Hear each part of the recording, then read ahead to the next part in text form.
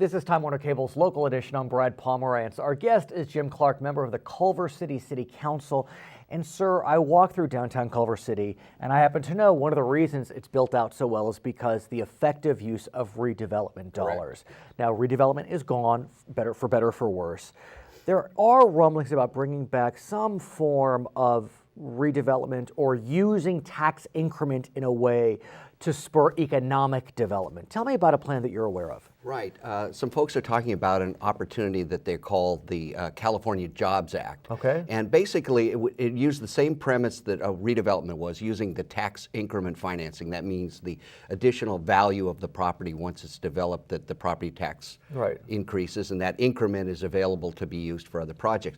But instead of using it to necessarily to build projects to eliminate blight, it would be used in a way to create jobs. So the measure of the success of the program would be in the job creation. And the basis upon that is then that once you create these jobs, which we in California have a high unemployment rate, is that those people with those jobs generate income tax, they generate sales tax in spending, and 85% of all of those taxes go back to the state. So the estimate is that for every $1 in property tax money that would be devoted to this project would generate something like $5 worth of sales and income tax back to the state. Here's the issue, though. You know, the governor has become an enemy of redevelopment. I think that's the fairest way to say it. And in large part because he felt as if that the money that was being siphoned off the property tax base for redevelopment was needed for other funds within the state budget.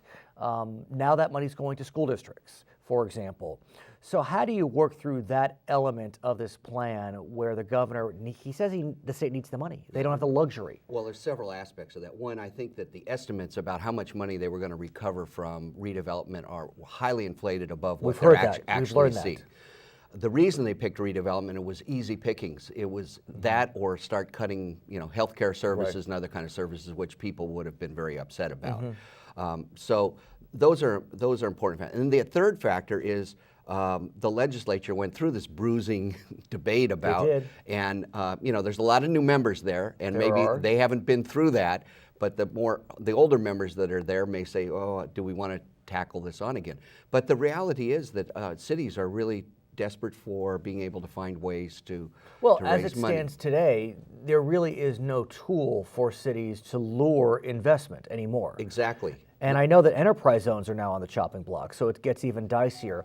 What about the question of affordable housing? That was an element within redevelopment. Right, and we've lost that as well, too. Now, that seems to be one area, though, where the legislature and the governor may be open to that. And I know we just recently had a affordable housing summit in Culver City, hosted by the City Council and Assemblywoman Holly Mitchell, and there is legislation that would create a $500 million housing fund for the development of low and moderate income housing. Does that money come from tax increment, or is it simply dedicated dollars? Dedicated dollars, right. So as you look at this job investment plan, the California Jobs Act, what do you do as a city council member to try to persuade members in Sacramento that this is important, this is needed? Cities really are suffering. Well, we're Culver City, we're 40,000 people, so we need to be in coalition with other cities and work through the League of California Cities, so we're talking to them as well, and the independent They had a rough ride with the redevelopment elimination. Exactly, and they were,